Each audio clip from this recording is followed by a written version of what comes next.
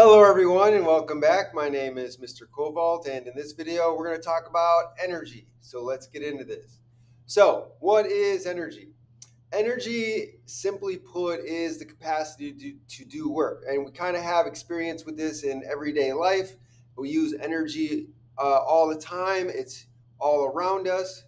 We get up in the morning, we cook our breakfast, we fry up some eggs, we cook some rice, whatever the breakfast is, we get into our car, we drive to work, or we ride our bike to work. Everything uses energy to do that, right? So the sun is shining, the ozone is protecting us from the energy of the sun. Oxygen molecules are absorbing some of that rays, breaking apart atoms, things like that. So, what is energy? So, energy, as I said, is the capacity to do work, right? It means it's the ability or the capacity to do work. And in this context, we have to define work in a particular way, right? So, work in this context means that what is done to move an object against some sort of resistance. So, motion is involved. So, you're moving an object against some sort of resistance or force or something along those lines. So I have a few examples to kind of bring this, to make this clear. So for example, if you have a book, where's my book? I know I have a book. Hold up a minute.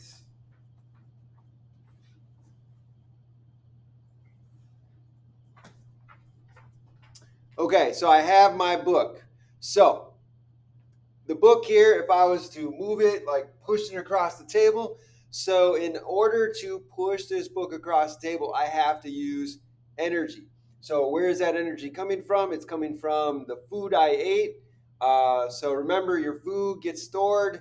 Remember the molecule ATP, adenosine triphosphate. So ATP is broken down, and that energy is then released to help contract your muscles, so that way you can move your arm, right? So if I push the book across the table, right, I have to use energy to make the book move, and the book is sitting on the table. There's some frictional forces between the table and the book. Why? Because the molecules and the atoms of the book and the atoms of the table are kind of a little bit meshed together, right? So they have attractive forces between the book and the atoms and molecules of the book and atoms and molecules of the table. So in order to overcome those attractive forces, which is kind of resisting the motion of the book, you got to push the book. You got to put some force in the book. I got to use energy, and then I push it and I get it to move. So I am doing work on the book. So what is work?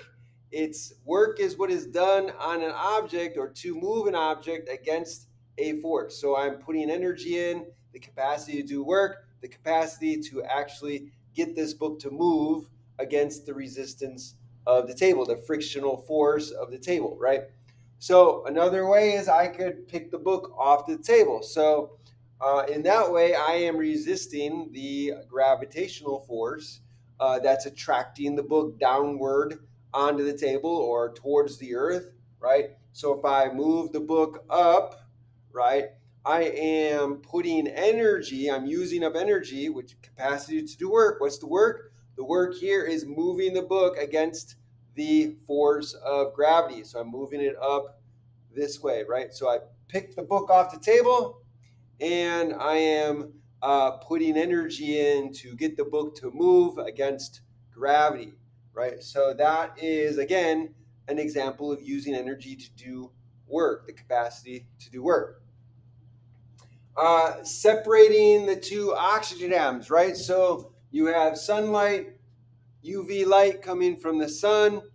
It's hitting the oxygen atoms, it's putting energy into the oxygen atoms, and it gets those oxygen atoms to move farther apart. They vibrate more strongly, and then they can move and get pulled apart. Again, we're separating two oxygen atoms that are held together by a covalent bond. The covalent bond is an attractive force that's holding the atoms together, the oxygen atoms together.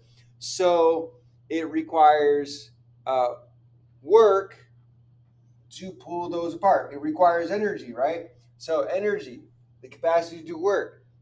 If I put energy into the bond, if I put energy into this, I can pull those apart. It's going to require energy to get these atoms to move away from each other against the force of the bond, right? So these are three good examples of energy and work. Again, energy is the ability or capacity to do the work. What is work? Work is moving an object against some sort of resistance, which takes energy to do, right? So that is what energy is. So I hope this is helpful. If you enjoyed this video, then please like the video, share the video. Also, make sure you subscribe to my channel, hit that notification bell, and when you do, make sure that you click all so you can be notified by all the videos I put out. After this video, I'll be doing more videos on energy, but I'll be talking about the different kinds of energy.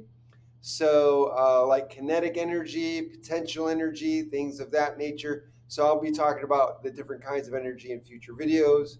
Thanks for joining me. Oh, and by the way, I almost forgot. Put a comment down below in the comment section. Let me know what you think. Ask me questions. I would love to hear from you. If you have a suggestion of a topic that I could do for a video, then please let me know. I would love to do that for you. Okay, thanks for joining me and have a great day.